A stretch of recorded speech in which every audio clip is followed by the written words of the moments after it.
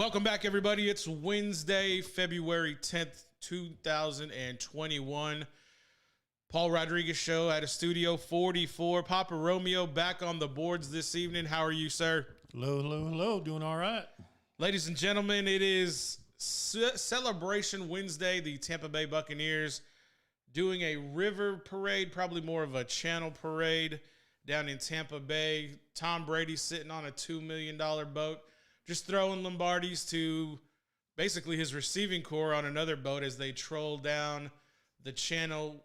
Pretty interesting to see that video from Joey Knight at TB_Times_Bulls with the video of Tom Brady reminiscing on his days at Ann Arbor, walking out of a potential frat party, being escorted out of the marina by potential security, looking a little bit lit, having a good time, enjoying that. Pretty cool to see Tom Brady more of like a mortal, more of like a human, instead of being the guy who's in 10 Super Bowls, winning 5 Super Bowl MVPs, and locking up that 7th ring. I did want to show Papa Romeo that video from Joey Knight to kind of get his take, and I thought it was pretty interesting to kind of hear what he said. After you saw that video, what were your thoughts on it? I thought he was coming out of Tijuana jail or something for a minute. Out of the way that those gates were kind of set up in that real concrete generic building, it did look a little suspect, but he was coming out of the marina. What other things kind of popped in your brain as you've seen Tom Brady, usually chaperoned probably by head coach Bill Belichick in his days with the Patriots, but now a little bit more loose? You said that Bruce Arians was a guy you'd see drinking at a beer joint in Luland, Texas. That's right. Potentially. So with that being said, is it somewhat surprising with the head coach Bruce being Uncle Bruce, as they're calling him on social media, Uncle Bruce, to let Tom kind of let loose a little bit at 43? Well, I mean, at 43, he can do that. I mean, I could see that if he was 23, maybe even 33, but at 43, I thought he'd be, celebrating or partying, as they say, and, a swankier spot in the marina there. But Liddy. Who? Yeah, Liddy. Don't worry about that. We'll keep it moving. But that's the way it caught me off guard when I saw it, and I went, that's not even Tom Brady. And then I had to look again, and I go, okay, well, I guess it is. But that's what struck me odd. It didn't seem to fit his, his professional football profile there. He always seemed a lot more reserved, and I didn't really see him as the public drunk person there. Well, with Gronk and his team's kind of like, Gronk usually is the party guy, college age. I mean, these guys are already a plus 30. I mean, Gronk's 31, I believe, at this time. But Gronk being the fun guy, do you think that that's kind of rubbed off on him in Tampa Bay, or is this Tom out of the shadow of Bill Belichick being able to maybe live his best life and kind of enjoy a Super Bowl win a different way, so to speak? I don't think it's so much that more. I was just kind of wondering where his spouse was. What's her name? Giselle. Mm-hmm. I mean, did she know all this was going on? Were his kids there? All the other little things that were happening. Gronk, I could see him doing that. He just got off the sandlot. Got off the monkey bars to come play with everybody. So, it stuck me out of character for him. That was my initial reaction. I think a lot of people were going to have that response because this is something new. But the first thing in my brain that stuck out was this is him outside of the Patriot dynasty. This is Tom living a new life in Florida where the elder statesmen go to retire. I think this is just what people do that everybody wasn't really used to seeing Tom do, but now it's kind of creating a new image. It's almost like he's reinventing himself down in retirement Florida, capturing a ring or two. Well, what would be cool is if they could get Arians and what's the coach for Kansas City? I forgot his name right off. Andy Reid? Yeah, Reid and Arians drinking in a beer joint, this smoky old bar beer joint, and in the background there's Belichick back there down in a couple of brewskis. That would be wonderful. And for all those tuning in, that reference beer joint, that's a very antiquated term. Everybody knows them as bars or a hole in the wall, a dive. But from that generation, especially the 70s, I'm probably sure beer joint term was used because you probably couldn't sell wine or alcohol, and alcohol being a spirit. So that's just what Papa Romeo is referring to, is just a good old dive or a bar kind of sitting in there, hole in the wall style. Yeah, the most famous one was the She Ain't Here Saloon. That was the most famous one down Why there. was it called She Ain't Here Saloon? Because every time you call, she wasn't there. See, I don't know if you've heard this or not or seen this, especially on social media. Things have kind of morphed a little bit now. Like you can go to any bar if they have a sign outside, a little chalk marquee, so to speak. It's a tab. You can basically add. If you don't want to be known here, you got to pay a certain amount. If you can just add that to your total, and it's kind of like depending on what you want us to tell the person calling for you. You have to pay somebody to do. People Yeah. used to cover. Guys used to cover for themselves without a fee. There, Well, it was an unspoken man code. there's as a you like to say. there's a technology now that allows people to track you and wear your belts. So those are things a little bit different in 2021. That ain't right. With that being said, yesterday we were able to talk about the Hall of Fame class of 2021. Don't unmute that mic because I'm fixing to ask you about Drew Pearson here momentarily. Now, when Drew Pearson was really brought up to me in the 90s, I knew he was a great Cowboy receiver from the 70s. But then a couple of years ago, I kind of saw him get snubbed for that position to go into the Hall of Fame and him have more of a knee-jerk reaction in my interpretation, almost sort of throwing a little temper tantrum, crybaby-ish. But I did bounce that off of Papa Romeo, and I asked him, I go, do you think this was more of a snub back then, or do you think that what Drew Pearson endured through the 70s was really the cause of his reaction when he did finally get in? Congratulations to him, but back then is really what I wanted to get your reaction to when he was snubbed. The only reaction I have is you saying he's a crybaby. I mean, how dare you even refer to him as a crybaby? This man played football when men played football. When he went across the middle against the old school Pittsburgh Steelers, against the old school Raiders, it's not the football of today. And he stayed in after he got hit. I mean, that's why I'm saying this was a complete travesty that they snubbed him over the last 10 years, not just last year. And his disappointment was righteous. It was righteous. I mean, and I'm happy even for Tom Flores, to get in as well. Because at least we have a Hispanic player / coach, a Super Bowl winning coach. I used to think NFL stood for not for Latinos, but now that's kind of changing a little bit.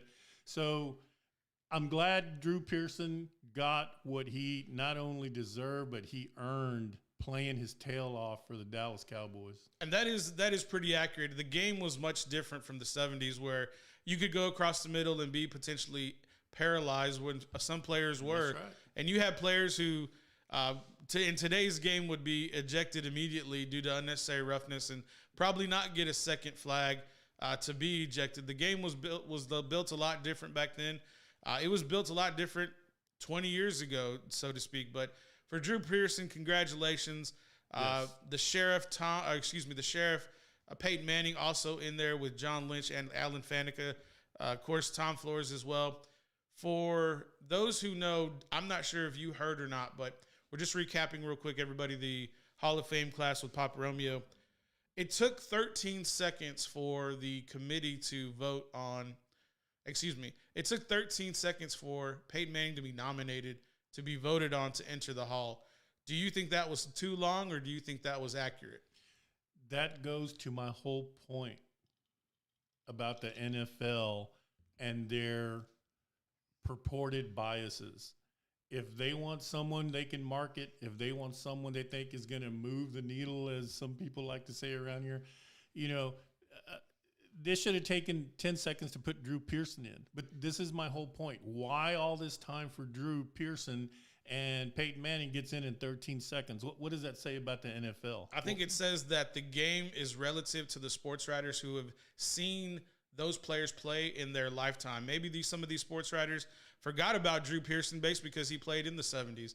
When you have Calvin Johnson, the receiver from Detroit, who gets in as a first ballot Hall of Famer, guys like Alan Faneca, guys like Peyton Manning, these guys, Peyton Manning changed the sport. I don't think Drew Pearson changed the sport. And I think those are big differences. Drew Pearson changed the position of wide receiver. What are you talking about? And you're going to have to go ahead and explain that to me because I've never seen Drew Pearson play, but I have seen immaculate reception. But I have seen Calvin Johnson play, and he totally revitalized that position. That's a different generation. Exactly, and I think that's where you're missing. You're having a little bit of a skewed gap because you remember the ball from the 70s, and I'm telling you that The sports writers who are right now remember ball from the last 25 years, and that way that's maybe why there is a skew of why players who are more recently getting in compared to the seniors of the previous generations. But Drew Pearson was not in jail. He was not in scandals That we know of. Okay, that we know of. I'll qualify that. But he wasn't a scandalous person. He was a good, decent person, as far as I know, and didn't make any waves or unnecessary headlines. And he wasn't a media hog of that sort. And so I think that's one of the reasons they ignored him. It's easy. It's like, when you go somewhere and, you got some guy who's not going to say anything, you're just going to ignore him. Well, he's not going to say anything. Don't worry about it. Nah, don't worry about it. I think where your argument kind of falls off is that we're comparing Drew Pearson and Peyton Manning. But if I think we compared Drew Pearson to Calvin Johnson, now we have receiver versus receiver, but we have a modern day receiver versus a receiver who played in the 1970s.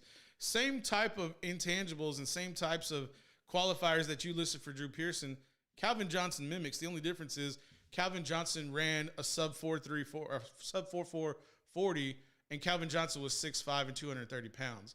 Big, far difference compared to Drew Pearson. Okay.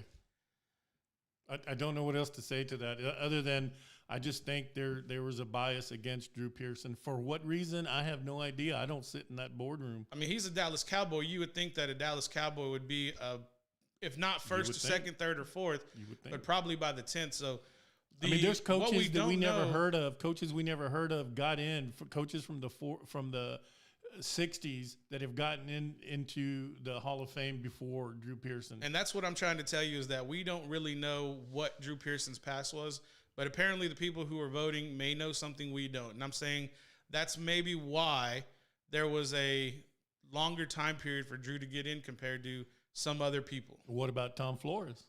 Tom Flores is a great example. I think that there probably is an inherent bias for Hispanic people in the NFL due to the lack of those individuals participating in that league. I mean, we have a lot more representation currently with guys who are my age and who've been in the league and who have exited the league at the lineman position. But as far as high profile, Tom Flores was probably the best guy to represent the Hispanics in the NFL to date that I know of. Yeah, because back when Tom Flores was playing, I mean, you had the closest thing that came to it was Roman Gabriel, until I find out he's actually Filipino, from what I understand.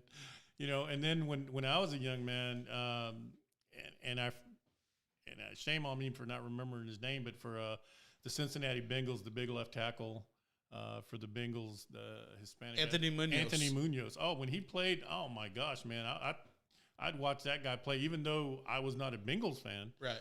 But when he played, I said, oh man, this is very possible. And then the next big name, probably Tony Casillas, that we all can remember in the 80s. But even at Texas Tech, and he had a very short-lived pro history because he got in a car accident, Senior Sack. I don't know if you remember him. No. From Texas Tech. Yeah, he got in an accident. But anyway, I'm sounding sophomoric here, so I'll turn it back over. For all those Red Raider fans out there, for Senior Sack, if you remember his name, drop those down in the comments. We're getting close to break time. It was a good little back and forth. That's kind of what me and Papa Romeo do on a weekly basis during football season. Usually it ends with a mutual agree to disagree moment, just like we had there. On the following, coming up in the next block, we're going to talk a little bit about recruiting. We had some commitments today out of Cedar Park, a couple other offers that were picked up. That man, Connor Robertson, back again with another Big Ten offer today as well. A couple other smaller schools that are going to be not mentioned as far as preparatory academies. When we come back, we'll get more into that. This is the Paul Rodriguez Show, February 10th, 2021. We'll catch you in a bit.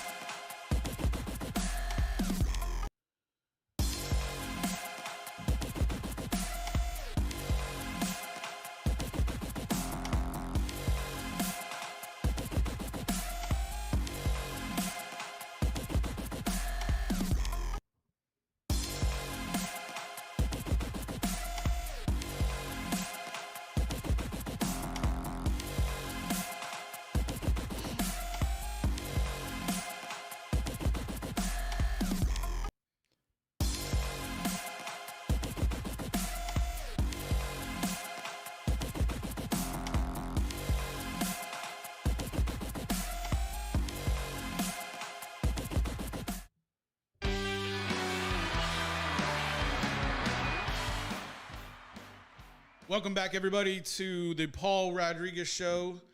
Papa Romeo in the studio running the boards today. Papa Romeo, I think you had a time to collect Senior Sack's name and where he played at. Where was that? Yeah, thanks to our Texas Tech fans out there. That was Gabriel Rivera. I think he was drafted in '83 by the Steelers. That's pretty cool to kind of see a guy out of Crystal City, Texas, go up to Texas Tech and kind of get drafted after his time and creating a personality at Texas Tech. Very cool to kind of see that. And for the young people right now in the Austin area who are looking to kind of create their own personality at the next level, let's go ahead and kick things off with Emmanuel Obina, the defensive athlete out of Georgetown.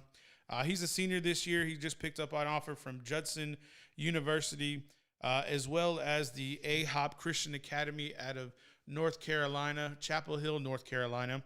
That does ring a bell. That is where the North Carolina Tar Heels are housed. And then the offensive lineman out of Stony Point, Dominic Till, was picking up an offer from Bethany Swedes. Very cool to see that lineman kind of get that offer. For him playing in that 6A conference is very, very tough, and for him to kind of get that recognition to play at the next level, very awesome indeed. And then Austin Welton, the senior defensive back from Rouse, picking up an offer today from Benedict University. Very, very small schools. I know a lot of people may have not have heard those, but for these young people to kind of go out and commit those same sacrifices that our big 4- and 5-star recruits are getting, to see that being recognized is really awesome, and I'm very grateful to see them do that as well. I know I mentioned that man, Connor Robertson, class of 22, who will be a junior going into his senior season. 4-star recruit rated by Recon Athlete, picks up an offer from Northwestern, a very run-centric, it would fit his style of offensive play at the guard position to kind of go up to Northwestern and be a very dominant run-blocking guard for the Northwestern Wildcats. And then Cedar Park's Shelby Battles, the middle linebacker, son of defensive coordinator Coach Battles. He has picked up and has committed to Texas A&M University, Kingsville, home of the Javelinas. He has committed today, so he'll be joining not only Danny Davis and Vontae Ortiz, in addition to Jalen Mosley out of McNeil. He is going to be joining them as probably their middle linebacker. So to see so much talent being scooped up by Coach Salinas, the head coach of the Javelinas, to go down to Kingsville is very cool. I did spend some time on the campus of Kingsville, and so to see these young people kind of go down there, get an opportunity to play football is very fun. They are kind of bouncing back into the Division II National Championship conversation. West Texas University, we did see them come in and scoop up much talent, just like the Javelinas of Kingsville. So the strong getting stronger. I don't want to forget about Jason Gaines, the receiver out of Bowie High School. He did commit to the Javelinas as well. So, I mean, you kind of think about that. That defensive side of the ball for Kingsville in a couple years could be pretty formidable, to having so much talent from the Austin area go down and, supplant maybe some of those other great Javelina teams. Papa Romeo? No, I was just going to ask for the schools in this area, the Lockharts, the Lulins, the Flattonias, the Seguins, sort of what you'd consider Southeast Central Texas or Southwest Central Texas. Any big names coming out of there? Well, last year we did have Trent Scott out of Lulin High School did go play and sign with the Texas State Bobcats. He was a 3-star recruit who was, the young man's a big kid, 6'6", 250. Probably may play the defensive side of the ball, but if I were him, I'd like to see him play interior offensive line. Very nice to see that. As far as Seguin, there are some big names coming out that are going to be underclassmen. We'll probably get into that next week and start highlighting folks who are prospects instead of just getting commitments. Will probably be a real beneficial, informative aspect to the show, so that, we'll see whenever we start talking about them getting committed or getting offered, we can make sure that you kind of have an understanding of who they are and where they come from prior to being on the show this week. But I do want to shout out Flex ATX. I'll be doing their show tomorrow at 9 p.m. on 104.9 The Horn. I'll be calling in and kind of giving my weekly 10-minute segment just to talk about the area high school recruiting for football in that aspect. So I do want to give a shout out to Snoop and the boys out there at The Horn. very grateful to have that opportunity. But as we get into more of, what's up? Have they asked for me? As soon as I get word that they have asked for Papa Romeo, I'll let them know. But as far as yet, no, I've not heard of that request. But when it comes down, well, because my buddy Jose, he knows Craigway, so at least I heard that. I don't know if it's true or not. So maybe they'll call. So Jose, so you said Jose is who? Jose may know Craigway. Oh yeah. So yeah, shout out Craig Way. Jose, your boy Jose is sending you a shout out from the Paul Rodriguez show. But yeah, Craig Way is the guy everybody knows, and if you don't know, legendary Hall of Fame sports broadcaster from the Austin area. He originally, I think, he came from the East Coast to come before he came to Austin. Papa Romeo, you look like you got something to say. No, I was just wanted to get that in there about. You know, has Snoop asked about me yet? No, Snoop. You need to get at Papa Romeo, man. I'm just kidding. Snoop. He may have that information you're looking for. No, just kidding. Very grateful for Papa Romeo being in the house tonight. May need his services tomorrow as well. Producer James had a little snag with his crew today. I think they're going to be filming tomorrow, so we may get back-to-back days of Papa Romeo in studio running the boards. But Papa Romeo, when you start hearing, local young people getting those offers, and I do want to, mention again, Jackie Edwards Jr. from Lockhart, as well as Noah Garcia, they are going to play at the next level. Noah going to play Hardin-Simmons, and Jackie going to play at Texas Wesleyan. I also want to highlight Caleb Jennings. I actually played with Caleb's father when I was a sophomore in high school. He was a senior. So Caleb Jennings is currently in Fort Worth at Texas Wesleyan, and that's where Jackie will be joining him. So there is talent coming out of Lockhart. It's just slowly being developed and put in the right position for the right schools. But seeing those local individuals, Jackie and Noah and Caleb from Lockhart and Trent going to play at Texas State, your alma mater, when you see the young people having the recognition that we currently see from the community, how does that make you feel about where the directions of these programs are currently heading? Well, it makes me feel fighting Lockhart Lion proud. That's what it makes me feel like. I'm glad that the established program that's here, that the coach has set here, is putting these young student athletes in a position to move on to the next level. Now, I mean, are they all going to go be, the Drew Pearsons of the world? No pun intended there, but I don't know. But they'll have the opportunity. And like I said, a couple of weeks ago, they now have the platform, since we're talking about them out loud, and maybe a scout or two will hear about these young people and give them a ring. So another name Papa Romeo is familiar with, and I just wanted to give him a quick shout out because it did pop into my brain. For all of those schools and universities who decided to play football in the spring of 21 due to the pandemic, DeCorey Willis, the great running back out of Flatonia, Texas, had an awesome week last week in his first debut at running back for the Texas Lutheran Bulldogs. Wanted to give you a quick shout out to Corey. Did very well in your senior campaign in 2019. Papa Romeo did get a chance to see a couple of your games out there as well when we were out there, kind of putting y'all on the map a little bit and just kind of being that voice that led y'all to great success in y'all's run in the 2019 season. So Papa Romeo, just wanted to leave you with that. What were your thoughts, and what do you remember about DeCorey? And of course, we got a shout out to Cam Becker, the great defensive and offensive lineman who's currently enrolled at Texas State. So just want to give Cam a shout out as well. But for DeCorey to be able to play at the next level, when you seeing that kind of talent, what do you remember about DeCorey in his time with the Bulldogs in Flatonia? I just remember a disciplined football player, and he could go both ways, and that was Cam's big thing. Young Cam Becker was playing Ironman football, and DeCorey, when called upon, had to play both ways there, and just their football savviness, their stoutness, but they were also good young men, and I remember talking to them, and they were yes sir. No, sir. Yes, they're very well mannered, which is a reflection of their community and their families, and very impressive young men down there. And we got a lot of them here in Lockhart as well. No doubt about that.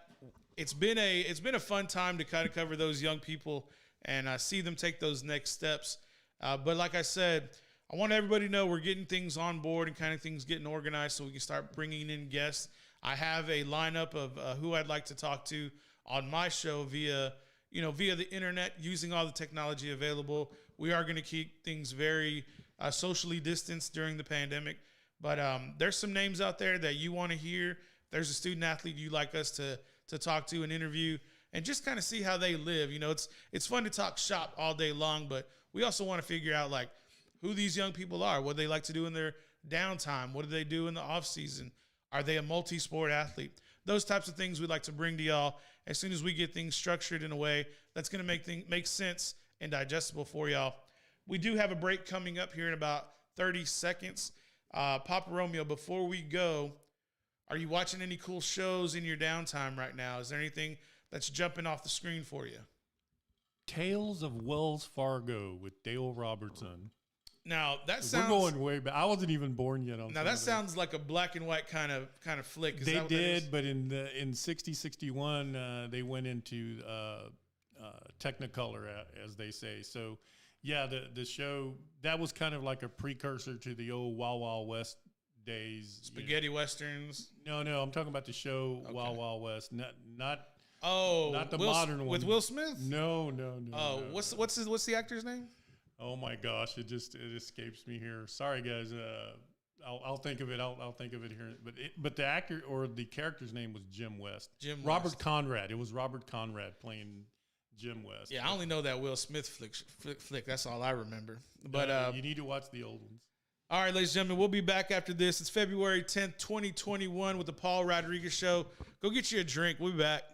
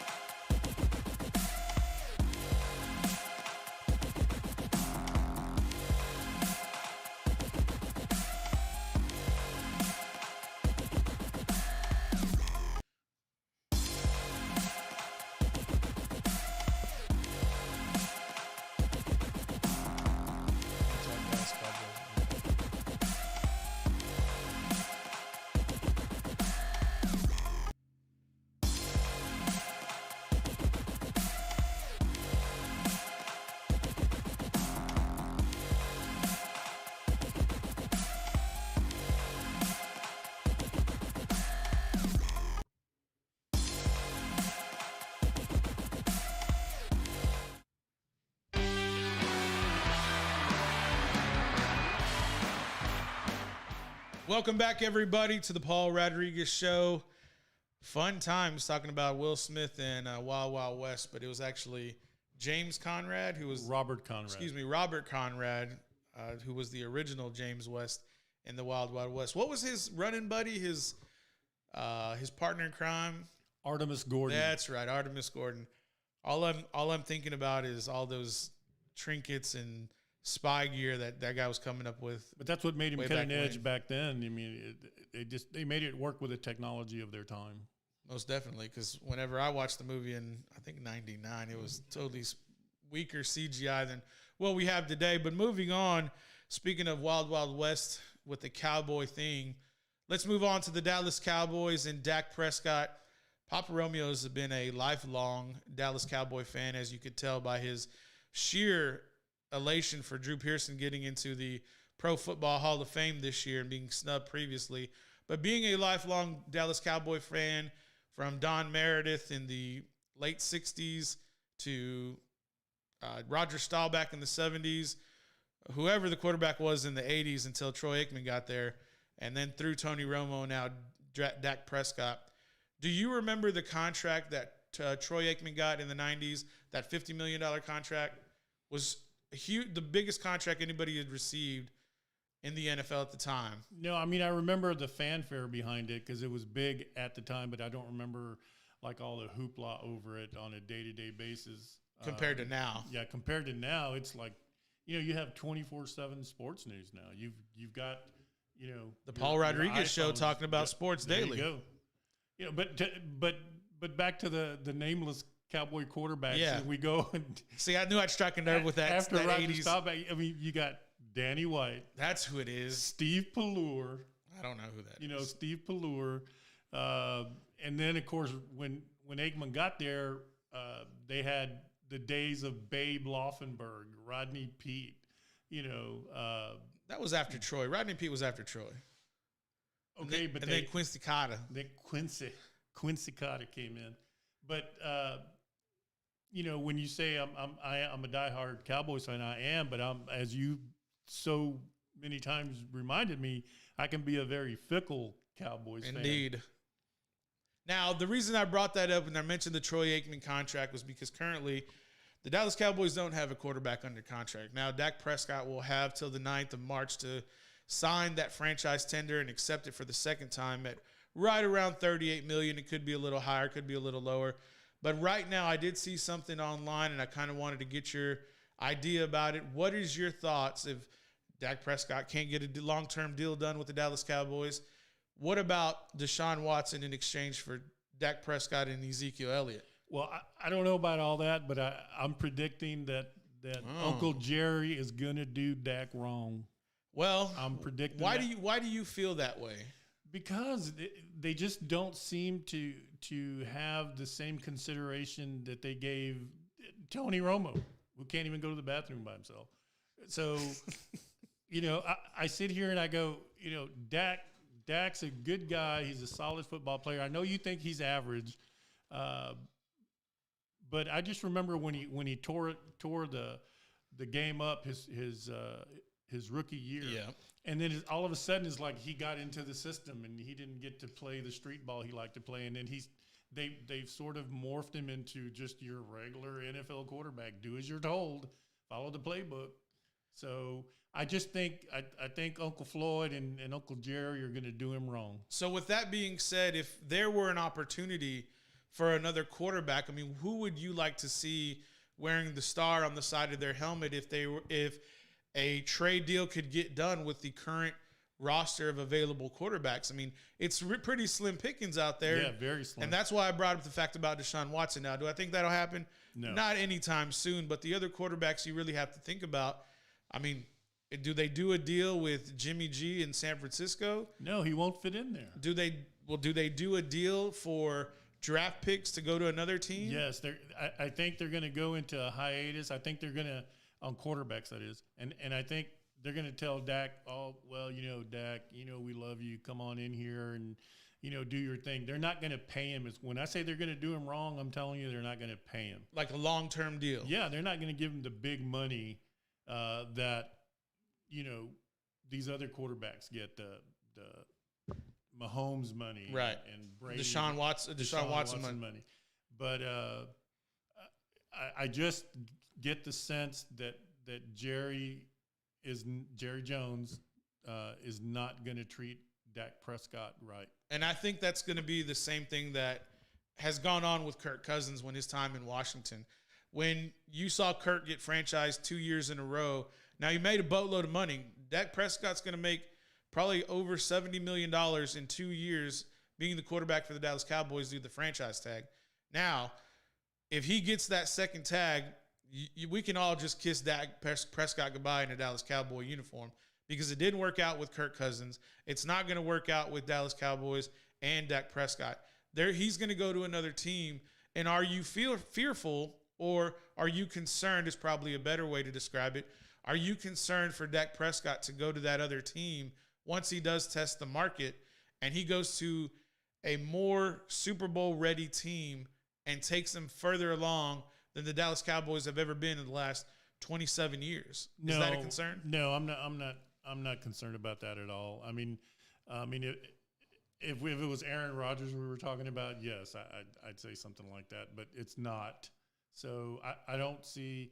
I think Dak is a good, solid, professional NFL quarterback. I put him up there with the Danny Whites of the world. Good manager. He's a good team leader. But when it comes to clutch time, he turns into Romo a little bit. He's going to choke. So. And I think that as well. I just think that if he has more pieces available to him to help him overcome a moderate deficit, basically if he has a defense that's worth a damn, I think his ability to keep the game close and tight will be beneficial. And the best landing spot I see him to do that is in San Francisco. But they have it. They have the talent. I think you're telling me Jimmy G, not on the defensive side of the ball. There's no way they give up so many run yards and pass yards that once you get to the red zone, then they clam up. So you don't think that's a DC problem? I think that's an overall talent problem and scheme problem. But we've talked about that there. But getting back to Dak Prescott, if he had a offensive-minded coach who was an innovator like Shanahan in San Francisco, being the head coach, and him having the pieces around him as far as weapons, which he currently does have in San Francisco, you have to ask yourself, the 49ers were in the Super Bowl 2 years ago. And Jimmy G was the reason they lost because they were up by 20-10 over Mahomes in the fourth quarter. If Dak Prescott manages the game and doesn't lose it, I think Dak Prescott is on paper and on the field a better quarterback than Jimmy G. And that's kind of why I keep leaning him towards the San Francisco 49ers. But I bring you back in the circuitous route that we're taking about the Dallas Cowboys. Yes. Who did Jerry hire as his head coach? Mike McCarthy. Old school NFL head coach. Right. And who did he keep as the play caller? Kellen Moore. Kellen Jones. I'm sorry, Kellen Jones Moore. Right. So, we've talked about this at length. With Jerry, it's like the old Godfather movie. It's business. It's not personal with Jerry. He's going to do what he's got to do to balance his books. And if it means throwing somebody overboard, he may cringe a little bit, but he'll do it. He'll do it. And I totally agree. And I think we have so much content for the Dallas Cowboys that everybody really loves to consume that we could probably talk about that ad nauseum. But again, kind of just coming back to the Dak Prescott and the Dallas Cowboys contract dispute, I don't think the deal gets done. No. Now, I do want to say this, and I don't know if it's true or not, but apparently it was seen and captured on video, on photo, that Jerry Jones was in the municipality that Dak Prescott lives in currently in one of the Dallas suburbs. And he was at a 7-Eleven. He had a couple of bottles of wine with him. Now, I wouldn't bat an eye at that information. Or Dak? Jerry was at a 7-Eleven in one of the suburbs that Dak Prescott lives in, at a 7-Eleven with 2 bottles in his hands, and took a photo with the Chiefs fan at the 7-Eleven inside. Wow. Now, here's the thing. Was Jerry Jones just happened to be in that area and decided to get off his SUV and decided to go in there by himself to grab a couple of bottles of wine? Or do you think this was a methodically planned out trip to do a photo op and then leave Dak Prescott thinking, oh, I was in your neighborhood and I either didn't want to contact you, or the flip side, did Jerry go try to broker a deal in the home of Dak Prescott over a nice dinner and a couple of bottles of wine? What do you think? I think he's sending a signal to Patrick Mahomes to come to Dallas and be his quarterback. That's what I think. Yeah, that very well could be. Why go into Dak's neighborhood and not go talk to him? Now, do we know he didn't talk to him? That's the thing. That's the speculation. What do we think? What do the fans think? Do the fans think Jerry Jones is taking another petty shot? Or did he really go talk to Dak Prescott? That's why I'm asking about your feelings on it. Yeah, I don't know Jerry Jones. I mean, and we obviously don't run in the same circles, obviously, but just being a fan since he's been the owner since '89, since he bought him, I don't trust the guy. Lord only knows what's going through his mind. Steven, his son, can't control him. He's going to do what he's going to do. But that speaks volumes. Why go in there and just by happenstance, there happens to be a Kansas City Chiefs fan there. Pretty interesting. Really? Pretty interesting little note there, little nugget for Patrick Mahomes, especially coming off the loss in the Super Bowl. I don't know. I don't think a deal gets done for Mahomes. The contract, I think, is just too big. But Dak Prescott, I don't think he'll be there long term. This is next 2021 season. He'll be out after that. Maybe they get a quarterback next year. Maybe they get a quarterback in the middle of the draft this year. Who knows? But right now, Lamar Jackson. I don't think he fits Mike McCarthy's ability to run that offense. I don't think Mike McCarthy fits the Dallas Cowboys, but he's there, isn't he? Yeah, he is. And they had to make a big change on the defensive side of the ball, which they did. And we'll see how that fares next year going into that season. Highly questionable on that call, too. We'll probably talk about that tomorrow with that DC hire. But let's go ahead and get into a break. I think Papa Romeo has something in the last segment as it gets close to 7:50 on February 10th, 2021. It is Wednesday, hump day. Let's go take a break. When we come back, we'll get into the last segment.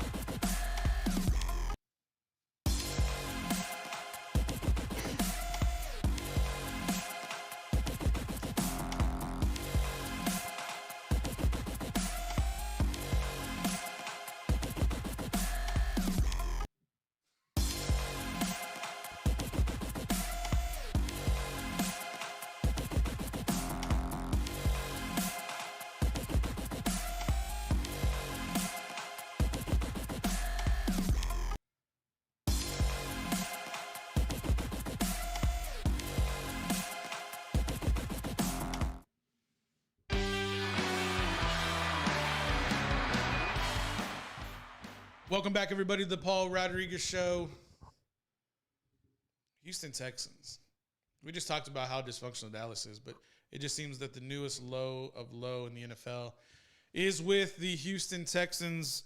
Reported today by Adam Schefter, the Texans president, Jamie Roots is resigning from his position effective today per sources. Now, what I've come to a bit more research into Mr. Roots' position is that he was asked by Carl, I can't even think about the owner of Carl McNair. Thank you very much for my producer in my ear. Cal McNair had asked Jamie to stay on due to the fact that he didn't want a multitude of individuals to be released immediately altogether. He kind of wanted it to kind of save face and let Jamie resign.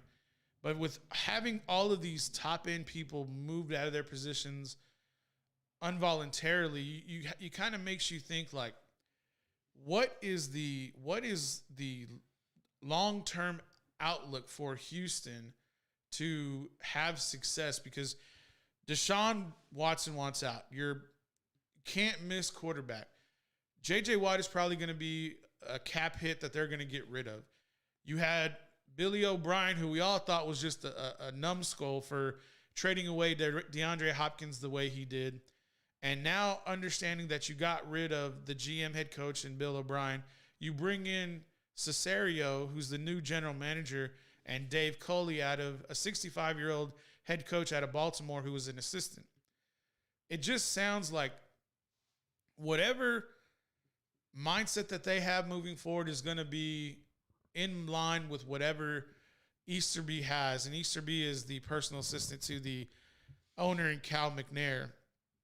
I kind of just saw that resignation announcement today by Jamie Roots, by Adam Schefter, and I just keep thinking to myself, are they the new Cleveland Browns? Are they going to be the bottom of the NFL and probably the third or fourth biggest market in the United States behind L.A., Chicago, and New York? Not in that particular order. But with having that such a big city and a big draw, you would think that the best people and decision makers would be hired so that they could have success. And it just seems like the regression with the Houston Texans is all but done. They're going to be a bottom dweller from now until Easterby or Cal McNair wises up and brings in a proper team to run that organization. Do you see Houston changing in the foreseeable future, or are they going to be a 20-year bottom-end team?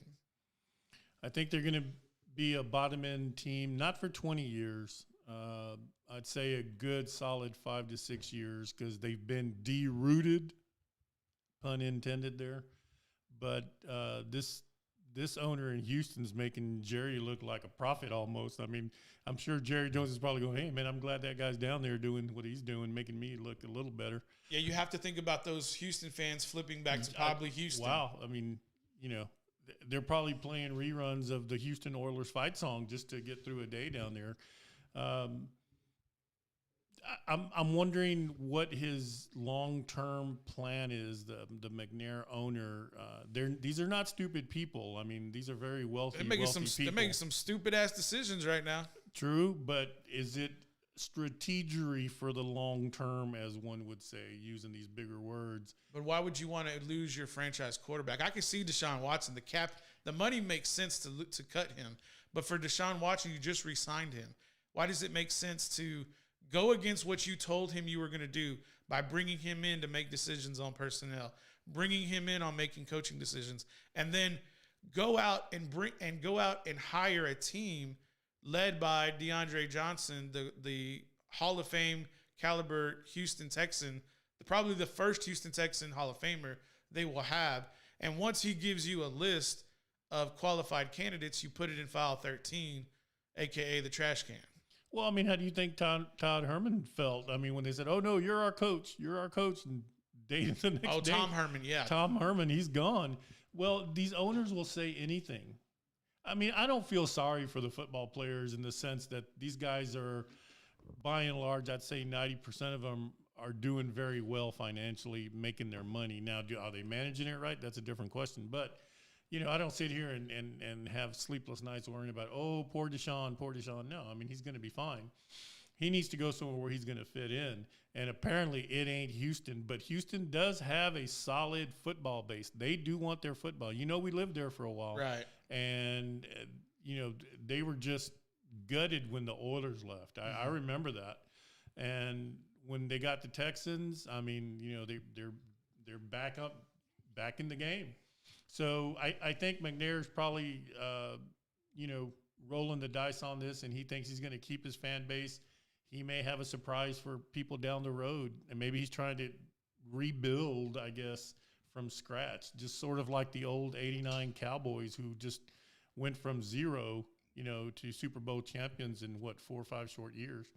Yeah, that's because they had a head coach who changed the game and who was used to coaching high elite athletes at Miami. That's not really said about Dave Culley. I don't even know who that guy is. I've never heard of him. Yeah, that's fine, and that kind of makes you think about who's making those decisions if you don't even know where the head coach came from. It kind of just makes you scratch your head. And well, I thought you said the pastor was making those decisions. Right. So Easterby apparently is the guy who's wielding the wand in Cal McNair's pulpit, so to speak. But I don't know. The only thing that makes sense is that this spiritual connection that they have together is what is giving the credibility to Easterby through Cal McNair. So I don't like to see it. I'm not upset with or I'm not concerned or unhappy about Deshaun and what he wants. It's more of like the Houston Texan fans, the people who gave up so much of their hard-earned money to go support that team. Right. Those are the kind of people I'm really talking about because, I mean, we know Deshaun made his money with his contract, and that's not going anywhere. But at the same time, these guys are making boneheaded mistakes left and right. It's like, well, might as well go find another team. Kansas City looks kind of fun. May want to join on that bandwagon. Maybe Tampa Bay, maybe Dallas. Who knows? Saints are looking okay. But Houston just you ask yourself, these are supposed to be the most coveted professional franchises in the world. And you got guys who are just unqualified to handle that role. And you just kind of shake your head and move forward with it because there's not too much you can do. It's like Jim Brown said those many years ago, the NFL is a business. Yes. It's not like high school or even college football where you got the sis boom ba rah rah rah and, you know, the school fight song and all that. I mean, this is a business, and that's the way they're treating these people. So, you know, if we want to voluntarily and willfully be fans of a particular team, I mean, that's for us to do. And then we can also willfully be unfanned by those guys. Yeah, you can willfully boycott it easily. Just without don't a even doubt. watching. Exactly. It's 8:00, Wednesday night, February 10th. Papa Romeo, what are we leaving the people with before we leave off the air? Well, I just need to know if I need to go into the witness protection program. The what? Why do you need to go into the witness protection program? I don't know. I mean, I just got wind of some scandal or something last night or something was going on. I just, you know, do I need to get bodyguards? I mean, what's going on? You talking about this beef with Pops and Shots, Tom Cruise? There's a beef? No, there's no beef. There may be beef. I don't know. I mean, where's the beef? Where's the beef? I mean, we do live in the barbecue capital of Texas, so it could be on a pit being smoked right now. That's true. But no, everything is copacetic between the two camps. You may need to enter in the witness protection program. I don't know, maybe just so you can get some R&R, take a little break. Well, I can back up my prediction. Remember, I qualified my prediction of 38-32 by saying that there was going to be a missed extra point and a safety. Yeah, the safety never came, but the two field goals did come out to play a part in that final score. What were your thoughts on the Super Bowl? We'll end on that note and give you the last word. I enjoyed it because I picked the winner, so that was really good. But fickle fan. Yeah, fickle fan. But that's my right as a fan. So I was a little surprised at how bad Kansas City played. I expected them to do a lot better than they did. Right. So the question to me was, did they just have an off night, or did the Bucs defense shut them down? You know, but I was happy for Brady. I'm glad he got his 7th ring. And how many is that for Gronk, by the way? How many does he have? Do you know? Does he have 5? I think I would say 3 or 4. 3 or 4? Yeah. Okay. Yeah. So, Gronk was calling football plays last year, wasn't he? And then these other 2 guys got cut by teams, Antonio Brown and one other guy. And now all of a sudden, it's like you always say, winning is a great disinfectant here, great aerosol. It's a cure-all for everybody. Yeah, it's a great sedative here. Tom Brady dancing on $2 million boats, throwing Lombardis from boat to boat, trolling the probably the Tampa Bay Police Department, trolling to make sure nobody gets out of line or falls overboard. Probably throwing back a little avocado tequila if I wasn't too remiss. But Tom Brady living out his glory days, living his best life, getting a little lit as he exits the marina, being carried out by a security guard, maybe more of escorted than carried out. Shout out to Joey Knight with that film. It was a great time to see Tom Brady look like a human being. Papa Romeo. Shout out to Sarge. Thanks for him listening and giving us a little support over here. Appreciate that, Sarge. Sarge, thanks for tuning in. We'll see you everybody tomorrow. Papa Romeo back at it. We be back tomorrow? Adios. I don't know. It just depends. I mean, I thought you were doing the show with Snoop tomorrow. Yeah, that's going to be via phone after the 9 o'clock hour. Plus, this show usually wraps. Oh, you can do that over the phone? Yeah, actually, what we really do is I do it through the OBS system that we have set up in our roadcaster. Kidding. I have no idea what that means. Yeah, it's called technology. I mean, I'll let you know about once we catch you all the way up. We're out, fellas. We'll see y'all. Adios.